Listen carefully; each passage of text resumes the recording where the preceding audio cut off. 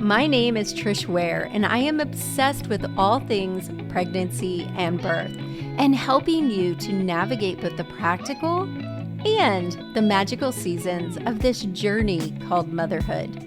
I'm an all-day coffee-sipping mama of 7 and labor and delivery nurse who took her expertise in the labor room and turned it into an online one-stop shop for mamas looking for powerful education and support. I've had the amazing privilege of delivering many babies in my 15-plus year career as a labor and delivery nurse and as a mama of 7. I'm here to help you take the guesswork out of childbirth so you can make the choices that are right for you and your baby and write the birth story of your dreams. So hit subscribe and let's replace your anxiety and fear with complete confidence. Quick note, this podcast is for educational purposes only and does not replace your medical advice. Check out our full disclaimer at the bottom of the show notes. Today's episode is all about third trimester and some tips that we recommend to help you prepare for your best birth experience.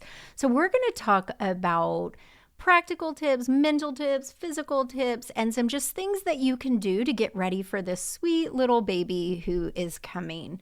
I want to start with a quote that I love, and this is by Amy Adams, and she said, "Being pregnant finally helped me understand what my true relationship was with my body."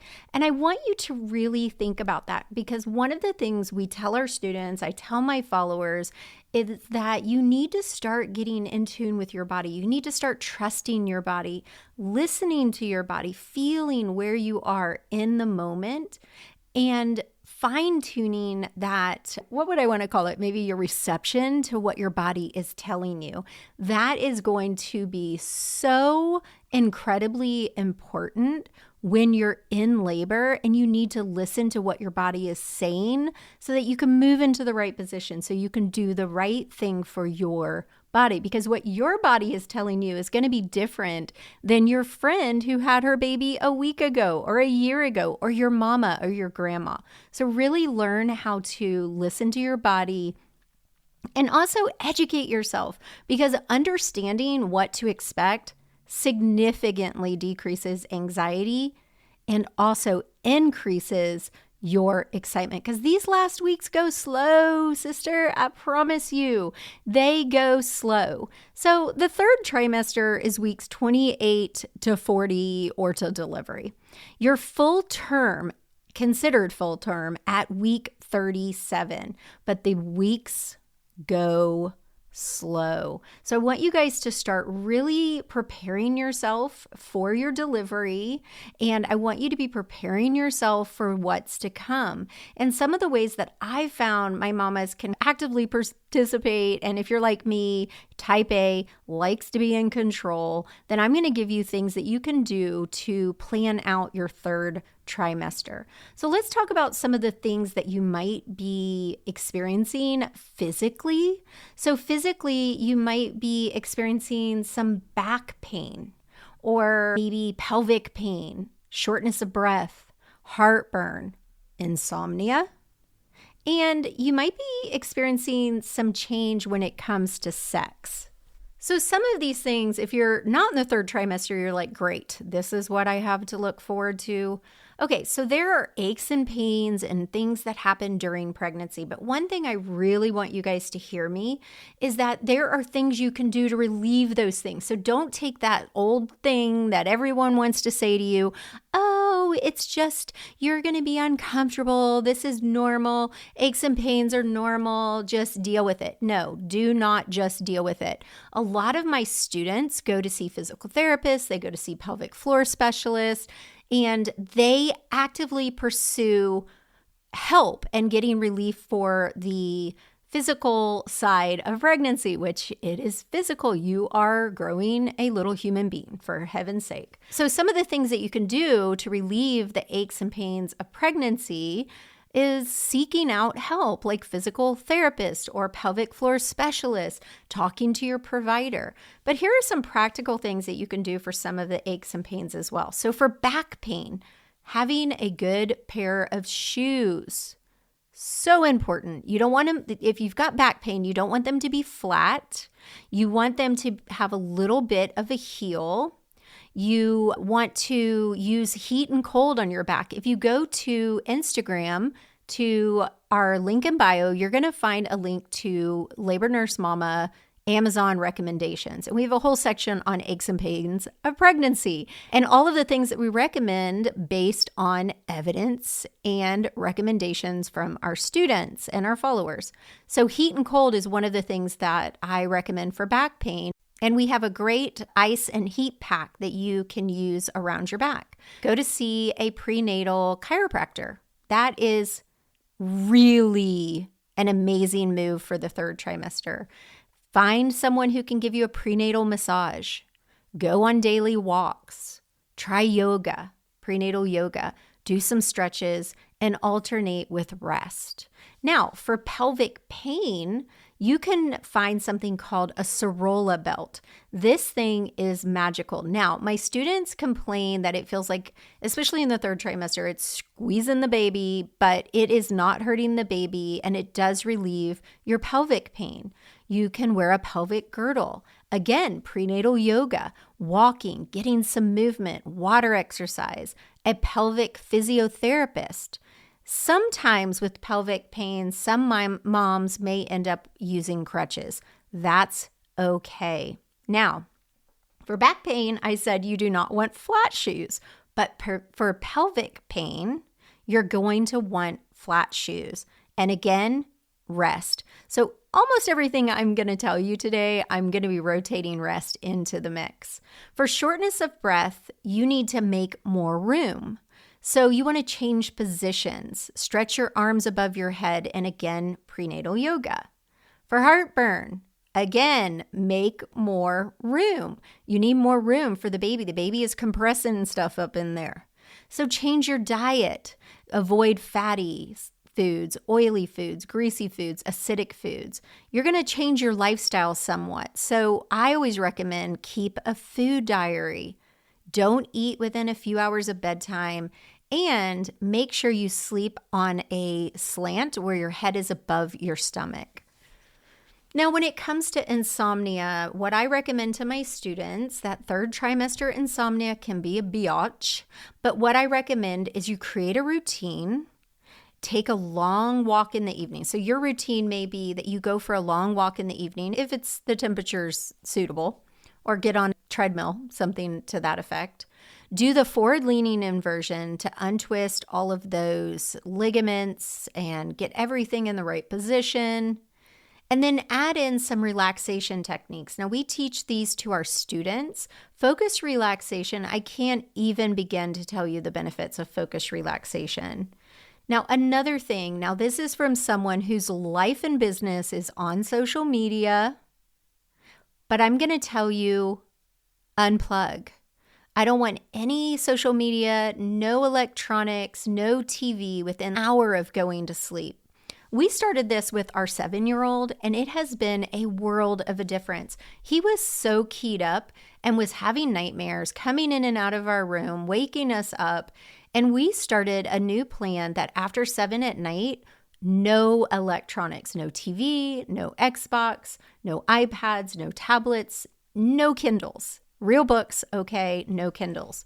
So we have seen such a marked difference. So I recommend that to my students as well. If you're suffering from pregnancy insomnia, whether it's in the first try, second try, or in the third trimester, I want you to practice no electronics after a certain time, maybe within an hour of going to bed. Dim those lights, maybe light a candle or an oil diffuser, something where it smells good. Create an environment that appeals to all your senses, and then use the stink out of those pillows, girls. And again, we have those on our Amazon shop, different pillows for different aches and pains. For the sex, now third trimester sex is totally safe. Totally safe. Some of my mamas love it, and some of them are like, don't touch me, don't look at me, don't come in the room with me. If you're one of the moms who totally loves it, then you may experience some dryness due to your hormones. So you may need a good water-based, safe lubrication. And you may find that it's even better than ever due to the increased 40% blood flow. So if you've been hesitant because you got the big old belly and the big old baby, girl, go for it. Now, if you've been told that you are on bed rest or nothing in the vagina and you're on pre-labor precautions, then it's a no-go for you. All right, so now we're going to talk about being birth ready. So one of the most important things that you're going to do during your third trimester. Now, if you're one of my students, I have you guys join at any time. We love when our students join in the first try or the second try because we get more time with them, because we hang out with them every week via Zoom. We want you to be birth ready. So think, what can I do to be birth ready? So we're going to talk about some of the ways that you can prepare your body, and then we're going to talk about preparing your mind. So one of the big guns is raspberry leaf tea, and a lot of women ask me, when can I start drinking raspberry leaf tea? So there's a little bit of controversy about this. Raspberry leaf tea is a uterine tonic. It tones your uterus, gets that muscle nice and ready.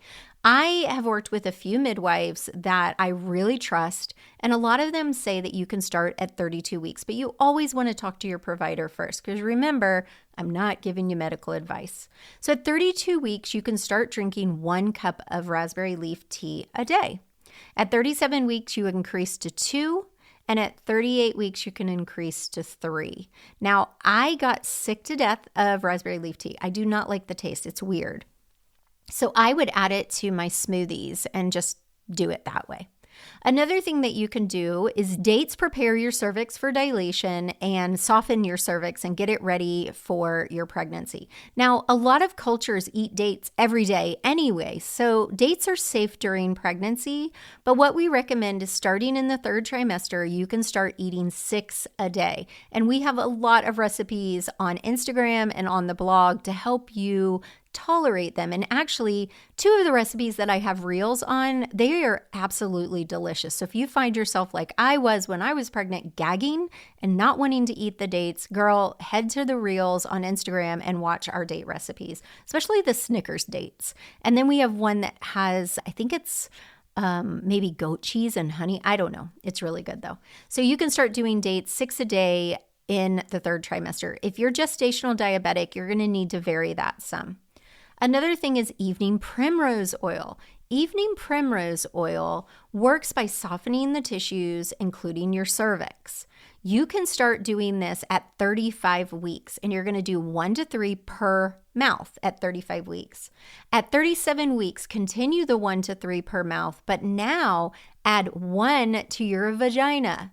But here's a tip. When you add it to your vagina, you're going to want to take a sterile needle and you're going to poke a hole in it. Then you're going to sit on the toilet, put your feet up on your toes, knees up in the air, and you're going to put it as far back as you can till you get near your cervix. Not in your cervix, but near it. Your cervix feels like the tip of your nose when you're pregnant. That's just a little insider labor and delivery nurse tip. Now, at 38 weeks, you can increase the 1 inside your vagina to 2. Here's another tip. Do it at night before bed and wear a pad because this stuff gets messy. Now, another thing that's really smart for you to be getting birth ready is eating a smart, healthy diet and staying hydrated. People ask me all the time, Trish, what can I do to have a better labor? What can I do to prevent tearing? What can I do to get my body ready? Eat a healthy diet. Eat a healthy diet. I'm going to say that over and over again. One of my good friends, Ryan, she's the prenatal nutritionist, and we work together a lot. She is incredible. Totally recommend taking her membership, I think, where you can get recipes and she guides you on what a smart diet looks like. And I'll link to that in the show notes.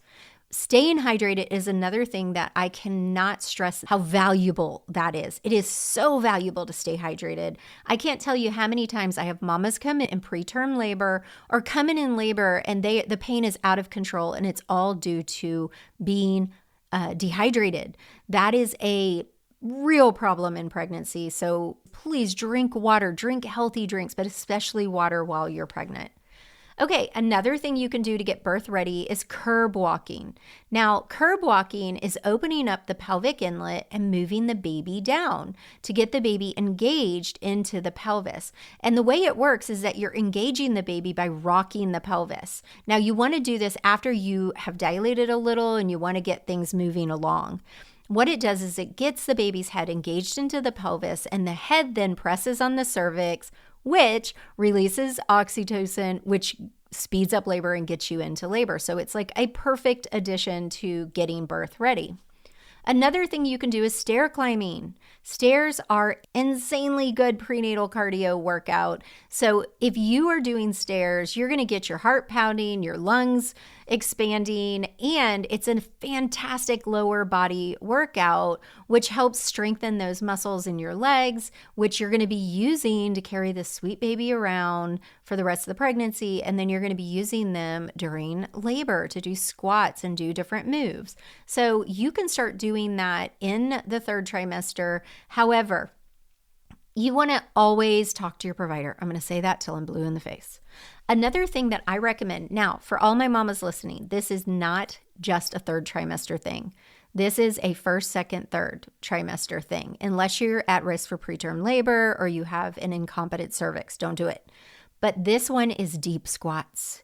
If you were to ask me what is one thing I can do throughout my whole pregnancy physically to get ready for birth, I'm going to tell you getting down into a deep squat, like a yoga squat, not a squatting with weights. We're talking about sitting in a deep squat position. So it engages the baby and allows the baby to get into an optimal position. That's no brainer, right? It also prepares your pelvic floor and your pelvic floor muscles, getting them more in tune for birth, and also lessening the chance of having a significant tear.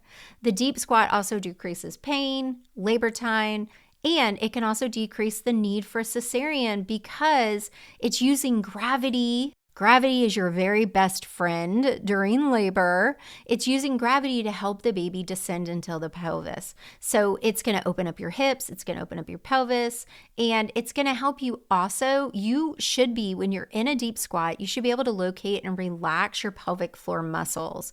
And it can also help with back pain, lower back pain. So that's an extra benefit.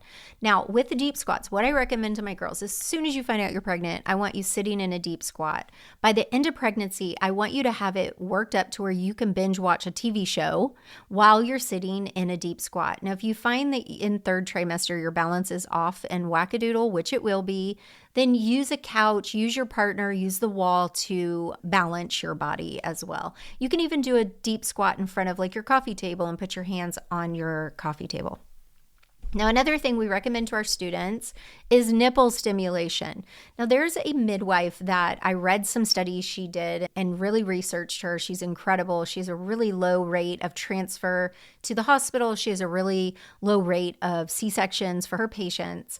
And one thing that she has a low rate of induction, medical induction, is she recommends to her clients to start doing nipple stimulation around 38 weeks. And what she recommends is they do 15 minutes on, take a 6-minute break, 15 minutes on the other breast, starting at 38 weeks, do that once a day. And that is not putting you into labor. It's prepping your body for labor. Because remember, we're talking about being birth ready. Now, for a natural labor induction, we do teach nipple stimulation in Calm Labor Confident Birth and in the VBAC lab. That's a little more detailed. Another thing you can do to get birth ready is the forward leaning inversion. And again, I have a video on this on Instagram, and I'm going to link to all these videos in the show notes.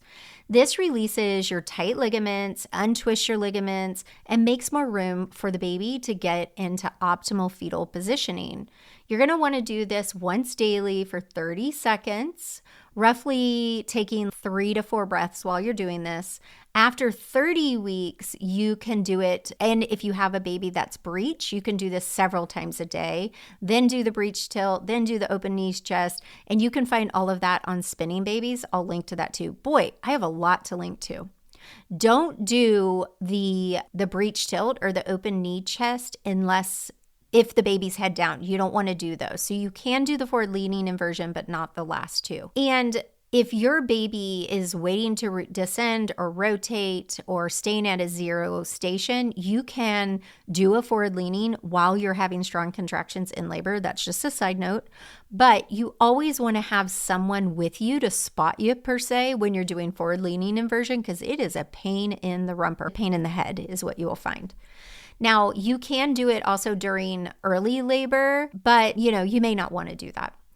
Okay, so let's think of some other ways that we can prepare to be birth ready. So if you're in one of my birth classes or you follow me on Instagram, you'll know that I am a subscriber to the fact that birth is 90% mental, and your mental and emotional state is really important. We all have this picture in our mind about how labor is going to go, how we're going to cope, and what we're going to do. But I'm going to tell you right now, if you're thinking, I'm just going to wait and see, like I have a wait and see attitude, or you're expecting your epidural to be your savior during labor, you're going to be very unprepared for the pain of labor. If you think that your high pain tolerance is going to do it all for you because you handle pain so well, but you go into labor with a high pain tolerance without knowledge of the realities of labor, you're not going to do so well. However, if you go into labor educated, understanding how intense it might be, you've prepared your body, you prepared your mind for managing the pain intentionally, not haphazardly, you're going to be super surprised at how much pain you're going to tolerate before you need extra help or before your threshold is reached. Education, understanding helps you to realistically prepare for labor, to have realistic expectations. And I teach in all my classes that we can actually raise our pain threshold for the pain of labor prior to stepping foot into the labor room. And I have classes on this. I have free workshops on this. Send me an email, info@labornursemama.com. I'd be happy to talk about ways that you can practically raise your threshold for the pain of labor. It's actually incredible. As you're prepping your body, you have to learn birth. Yes, I've told you already, our instincts are invaluable. They are ridiculously important, but you need to understand what's happening. You need to understand what's happening inside of you, around you, so that you can work through your baby's journey of coming into this world as it unfolds. This is so important. So some of the things that we teach our students are breathing techniques, relaxation techniques, positions that you like and work with. We talk about staying up and moving. Movement is important. And then we also coach your partner to be the best birth coach possible so that they can help you stay in control during each stage of labor. Mama, I cannot emphasize how important it is to empower yourself. You have to be educated. You have to understand the different things that we offer, the different interventions, the pros and cons of each, when they're useful, when they're not, when they're out of convenience or curiosity. We tell our students nothing out of convenience or curiosity. When you are educated, when you're mentally prepared, you're going to feel more confident in making decisions about how you want to deliver your baby. And you won't be coming to me with birth trauma. Birth trauma is often related to feeling out of control. It's related to just leaving all the decisions to someone else and then wondering if they were the right ones. And then you leave that birth room with a whole bunch of what ifs and regrets. This birth of this baby, you get one chance. So we recommend that you take a birth class. Birth classes reduce fear of the unknown, and it helps you focus on the joys and the experience without worrying about the things you can't control. Because if you understand it, if you've picked out a good provider, if you trust your care team, if you trust your support, then taking the classes will help you feel prepared, and you'll be able to be a part of the decisions instead of having them made for you. This is important.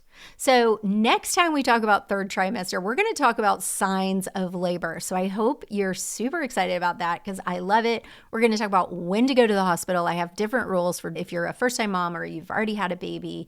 And we're going to talk about movement and why it's so important. Remember, you are getting birth ready. You're preparing your body. You're preparing your mind. You're preparing your emotions. You're preparing your partner. I hope you guys enjoyed this episode. I love about talking about getting birth ready. We're going to do a bunch more in this little shorty series. Have a great day. As always, hit subscribe, write a review, tell me what you loved about this episode, and tell me what you want to hear more of. And I will see you next Friday. Bye for now. Hey Mama, I hope you enjoyed this episode of The Birth Experience with Labor Nurse Mama.